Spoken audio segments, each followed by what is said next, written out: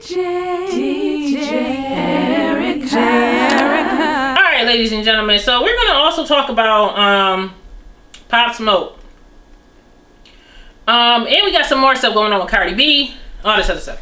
So Pop Smoke estate is being sued by I guess an interviewer, podcaster, because they basically took one of the interviews that Pop Smoke did with the interviewer and put it on their album, and now they're over here suing Pop Smoke estate, which would probably be his mother and everybody else that owns his music right now, for $1.5 million for copyright infringement because she never signed off on the rights for them to use her voice on Pop Smoke's album, okay, that they just released over the past summer, okay? This woman is claiming that she wants to sue them for $1.5 million, and she, honestly, that's pretty much what the main story is, allegedly. The lawyer is saying on her behalf, the label knew, let me just bring this up a little closer. The label knew that they did not have Miss Enoya permission, that's the last name of the woman that's suing, to use the interview. Yet then rather than negotiate with her in good faith in order to obtain her permission to use the interview, the label inexcusably and unjustifiably used the interview and released the album and the song for commercial distribution, the violation of, among other things, of Miss Enoya's copyright and her intellectual property. Enoya is seeking credit as a writer on the album and seeking a percentage of album royalties and an undisclosed amount of damages. Now, this is on DJ Valad, but I actually went on another page that was alleging that she was suing Pop Smoke estate for $1.5 million. And over this song, I don't know how well his album did upon him being, because it was a posthumous album because we lost him. He was killed tragically earlier this year because someone robbed him in a home in Los Angeles and everything else. It's a big story.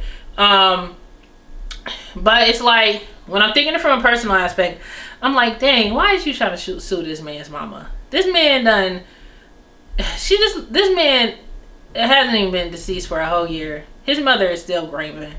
They was just trying to put together an album for the legacy of this man. And, keep things going. And they just happened to use an interview that he was a part of to complete his project. And you wasn't feeling it, and now you want to sue, and it kind of made me feel back on a personal side, because it's like, why would you do this to these people? And they're still probably mourning the loss. But on the business side, as I stated before, instead of carrying off of the story in regards to the man who stole Kirk Franklin's music, I can understand why this woman is upset, because they did not receive clearance for them to use her material.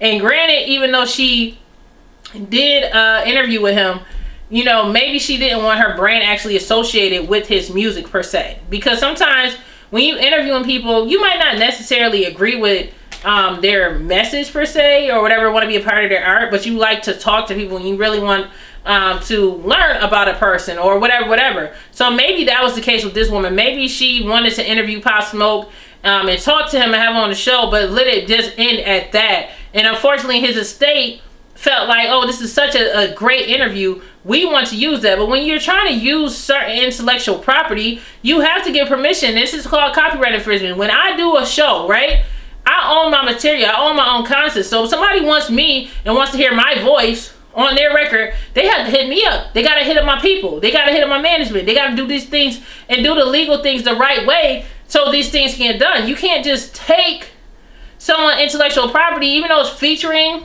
your child or whoever, the artist that's on the label, you know what I'm saying, the music label, they can't do that, you know what I'm saying, because I know they wouldn't like Pop Smoke music being used without proper permission.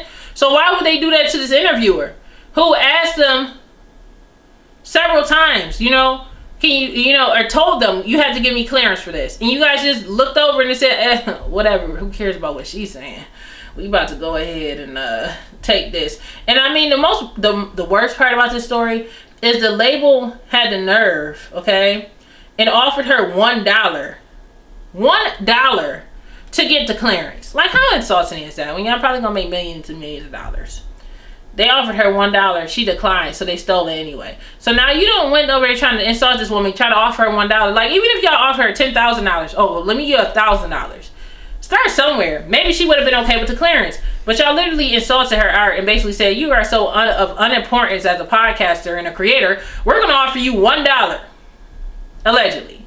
This is something I'm reading on the news. Allegedly. Come on now.